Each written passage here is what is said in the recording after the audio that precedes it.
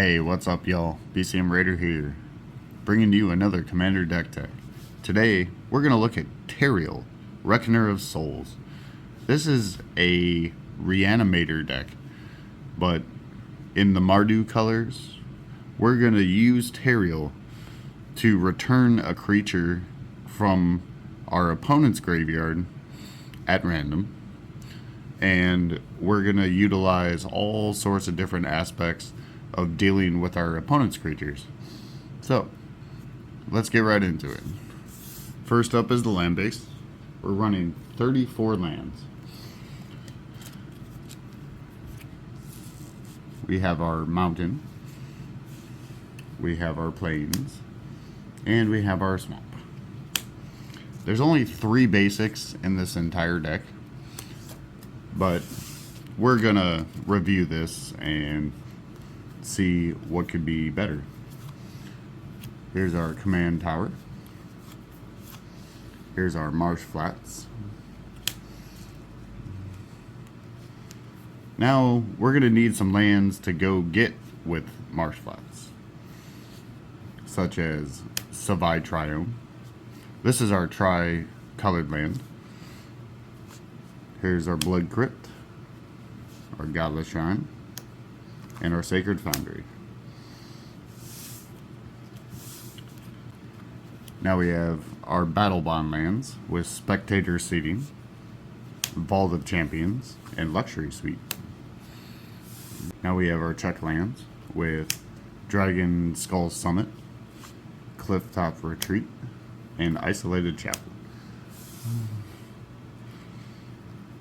Now we have a couple ping lands with Sulphur Springs and Caves of Coilus.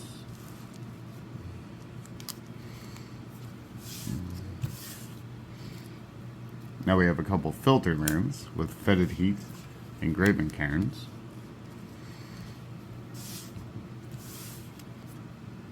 Now we have another fetchable land with Smoldering Marsh, Canyon Slough. Cycle these lands.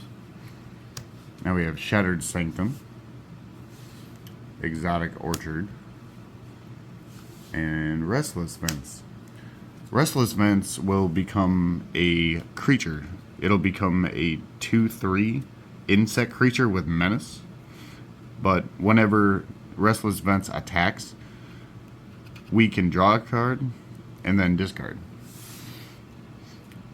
Now we have a couple cycling lands with Polluted Mire, Secluded Steppe, and Forgotten Cave.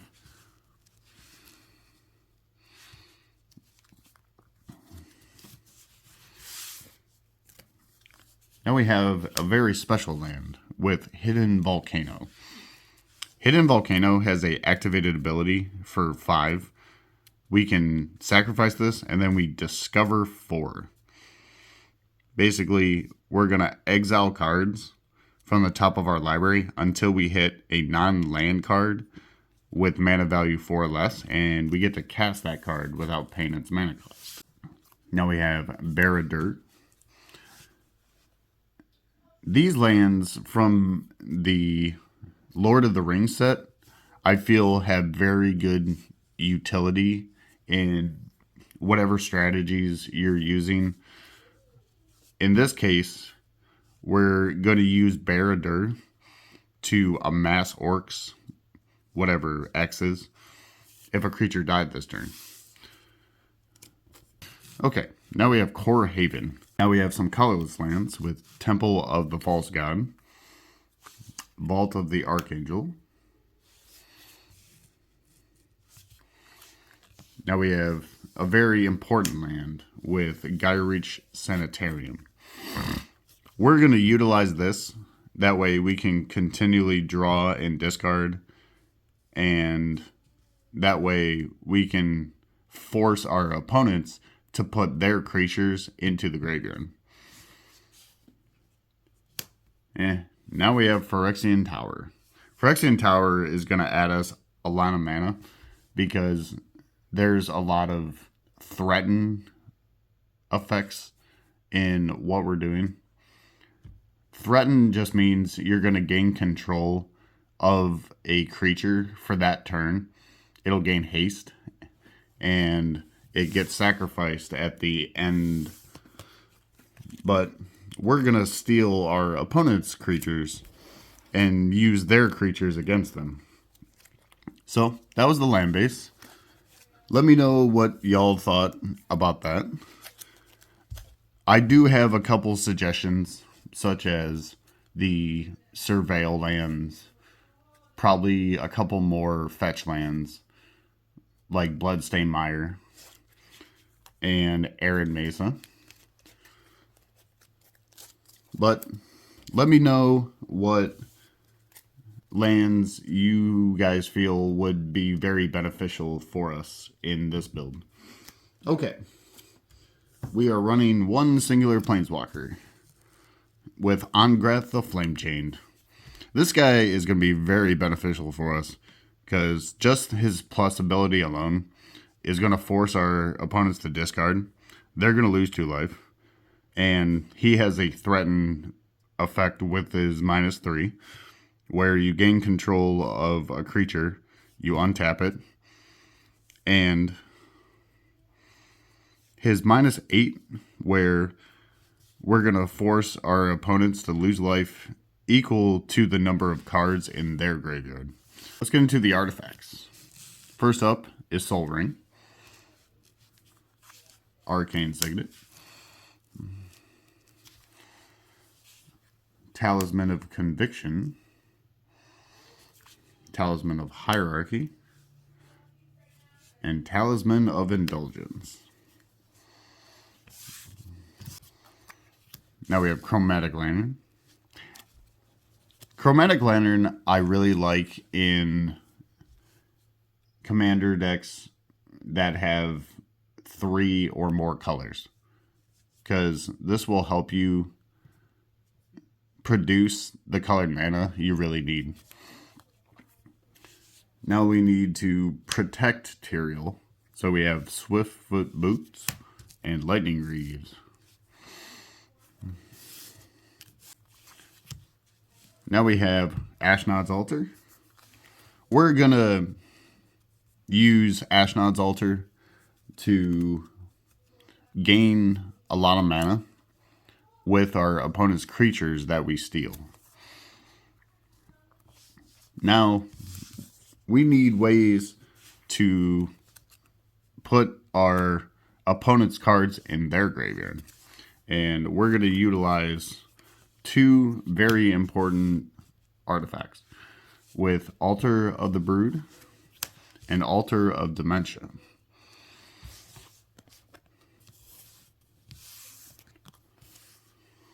Now we have a very powerful artifact with Portal to Phyrexia.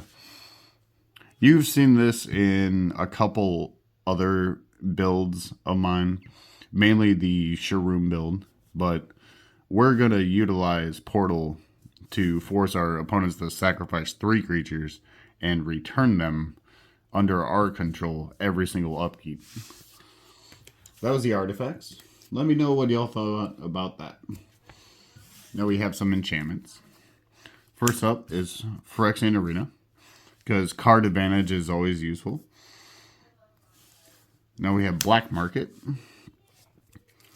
This has a static effect. Whenever a creature dies, we put a charge counter on it, and we're going to add a black mana for each charge counter. Now we have a personal favorite of mine with Animate Dead. We're going to use this to return whatever creature we want from any graveyard. Now we have Grave Betrayal. This card is very fun. Whenever a creature our opponent's control goes to the graveyard, we're going to return it with a +1 counter under our control. It's also a zombie in addition to its other types. Now we have another fun one with the Cruelty of Gix. This is a saga, and Chapter 1, we get to look at our opponent's hand. We get to choose a creature or planeswalker. They discard that card. Chapter 2, we get to basically Grim Tutor. We can search our library for any card and we lose 3 life. And Chapter 3 is the most important one because that's going to reanimate any creature back to the battlefield under our control. Let's get into the instance. First up is Deadly Dispute. We're going to use this on a creature that we've stolen from our opponents. That way we can draw 2 cards and create a treasure token. Now we have Active Aggression. Active Aggression is a little underplayed, I feel. So what Active Aggression will allow us to do is instant speed, gain control of a creature until the next end step. Now we have Grab the Reins. This is another instant speed threaten effect, but if you pay the entwine cost, you're going to do both of the abilities of stealing the creature and then dealing damage equal to its power to any target. Now we have Crackling Doom. Crackling Doom is fun. This is just a forced sacrifice, and your opponents are going to take 2 damage. Now we have Heliod's Intervention. This is a very powerful X spell that we're going to use to deal with our opponent's artifacts, enchantments, and we can ultimately just gain a lot of life. Okay, but let's get into the sorceries. Because we're playing black. We are playing Demonic Tutor. We do have a couple wheel effects. First is Wheel of Misfortune. This is a very strangely worded card. It can be a little confusing, but basically, if you want to wheel, you just choose a very low number, such as 1 or 0. And for those players who want to wheel, they just choose a higher number. That's all. Now we have Wheel of Fate. We're running these because the original Wheel of Fortune is a very expensive card. And not many people are willing to spend the money on very expensive cards. And I've said it before, you don't need to spend money to make you happy. Play the cards that make you happy. It's also a budget thing. But now we have Jessica's Will. Jessica's Will is a very powerful card in Commander. It's almost a red staple now.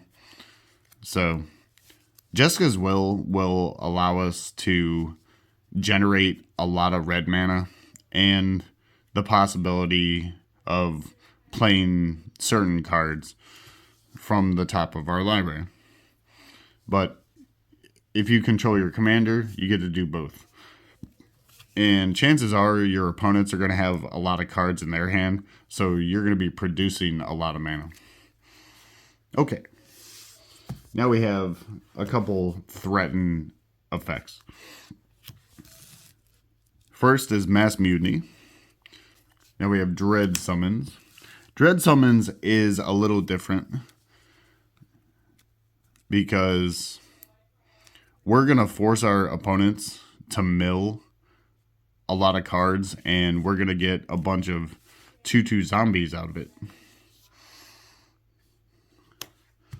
Now we have Breach the Multiverse. We're going to use this to put even more cards in our opponent's graveyards, and we're going to return a lot of creatures or planeswalkers. Similar to that, we have Command the Dreadhorde. So we're going to return as many creatures with the cost of our life total. So, okay. Now we have some mass removal spells. That way we can get all those creatures into our opponent's graveyards with Wrath of God, Blasphemous Act, and Life's Finale. Life's Finale is a little bit different. Apart from being a Wrath of God, we can then search for 3 creature cards and put those directly into the grave. Now we have Austere Command. Austere Command is very, very good, because this will give us the option of destroying artifacts, enchantments, certain creatures, whether their mana cost is 3 or less, if they're smaller creatures, or 4 or greater if they're larger creatures. Now we have Dam. We can use Dam in a little different ways. We can use this as a spot removal, or we pay the overload cost, and then it's a Wrath of God. Then we have Bone Shards. Bone Shards is a slower targeted removal for destroying a certain creature or planeswalker. Now we have Reanimate. This is our iconic best reanimation spell. And we have Beacon of Unrest. Not only can we return a creature with this card, we can return a very powerful artifact.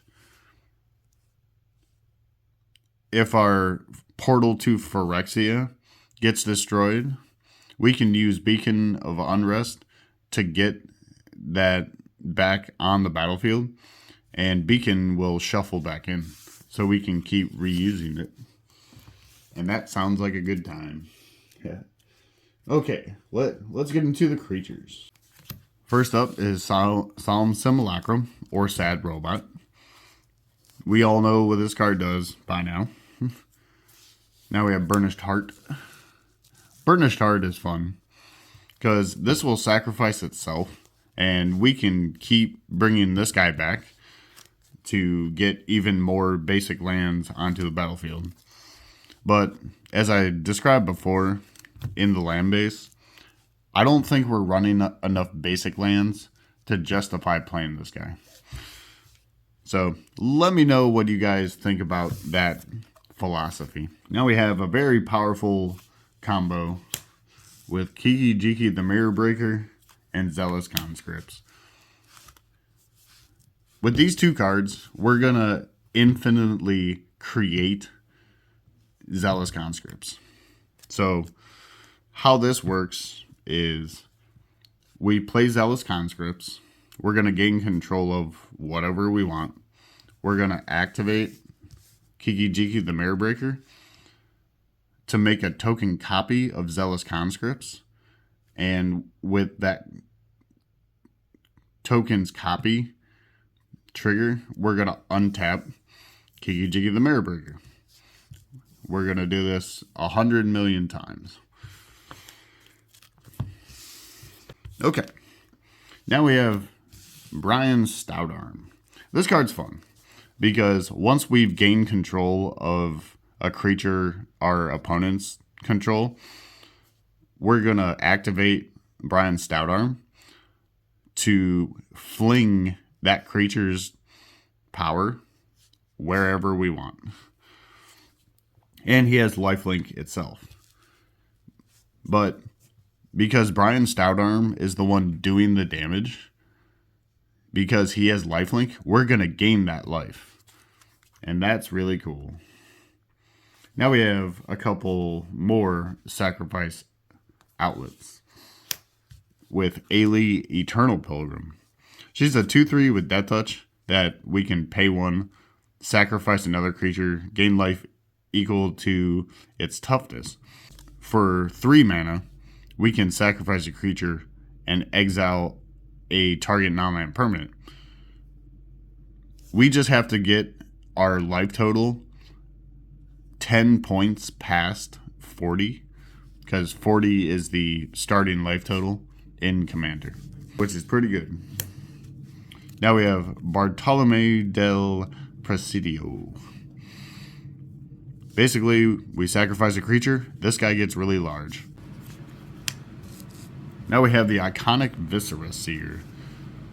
We're gonna utilize all our opponent's creatures to help us look for whatever cards we're looking for by scrying one. Now we have a couple threaten effects with Eldrazi Obligator, Molten Primordial. This Primordial I feel is very underplayed, especially when your opponents want to get out very large creatures. We're just going to steal them. Now we have Captivating Crew. Now we have a very powerful creature with Toxrill the Corrosive. This guy's insane.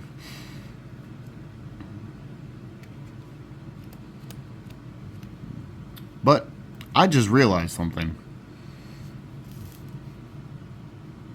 We can't run Toxrill in this deck because Toxrill is a blue card and we're in the Mardu colors. So there is a huge issue right there. This card is going to have to come out of this deck. So let me know what would be a much better replacement for Toxrill. Toxrill is a very powerful creature. We just can't play it in this deck. Okay. Now we have Immerstrom Predator. This card is very good. He's going to allow us to exile certain cards from our opponent's graveyards. That way we can limit what's in our opponent's graveyard and only streamline it so it's just creatures that we're going to steal. But he's going to get bigger, and if your opponents try to kill this thing, we're just going to sacrifice something and give them indestructible. Now we have Plague Crafter. Plague Crafter is a very powerful card, especially if we can keep getting this guy coming back on the battlefield. Now we have Timoret, Chosen by Death. Similar to Immerstrom Predator, he will allow us to exile certain cards, but we're going to gain life if it's a creature. But we're not going to be exiling creatures with this guy. Now we have Massacre Girl. This card's fun. Basically, each creature that dies, starting with a 1/1, will continually trigger Massacre Girl and will continue going up the ladder. So it'll start with -1, and then if a creature died, it'll go to -2, -3, so on and so on. Now we have Eradicator Valkyrie. This card has a whole bunch of different abilities. It has flying, lifelink, hexproof from planeswalkers, and has boast. What boast means, it just gets bigger, but we get to sacrifice a creature. So we can activate this, and we're going to sacrifice a creature we control to force our opponent to sacrifice a creature or a planeswalker. Now we have Superiorical Primordial. When this guy enters, we're going to get a creature from each opponent. Superiorical Primordial has Intimidate. That means this can only be blocked by creatures that share a color with it or colorless creatures. Now we have Artikar Valkyrie. This card's fun because all we have to do is activate this, and whenever another creature other than her goes to the graveyard, we're going to return it back under our control. Now we have the iconic Shieldred Whispering one. This is the original Shieldred. Every single upkeep, your opponents are going to sacrifice a creature, and during your upkeep, you're going to return a creature from any graveyard. Now we have Coercive Recruiter. When this guy enters, or another pirate enters, we're going to gain control of whatever creature we want. And it'll become a pirate in addition to its other types. So we can just keep scaling and stealing creatures with this guy. Now we have Geth, Lord of the Vault. This guy's pretty cool. Basically, we're going to use him to return either artifacts or creatures under our control, but also this is going to force your opponents to mill as well. Now we have Aurelia the War Leader.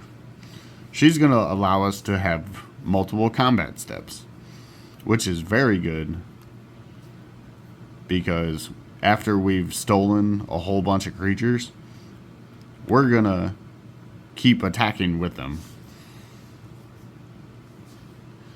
Now we have Magus of the Wheel.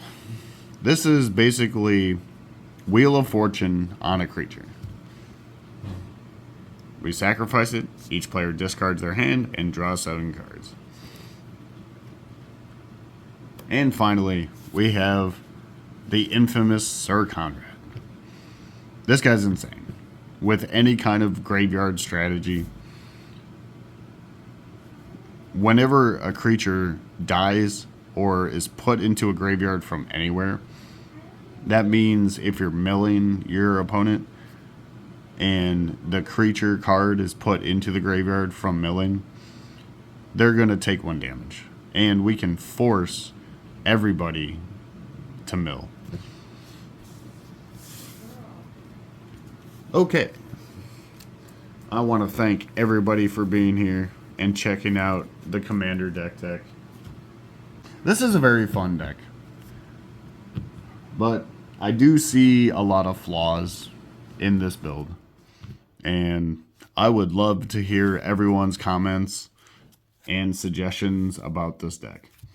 So be sure to like, comment, subscribe, follow me on TikTok, and have a great day. I'll see you guys in the next one.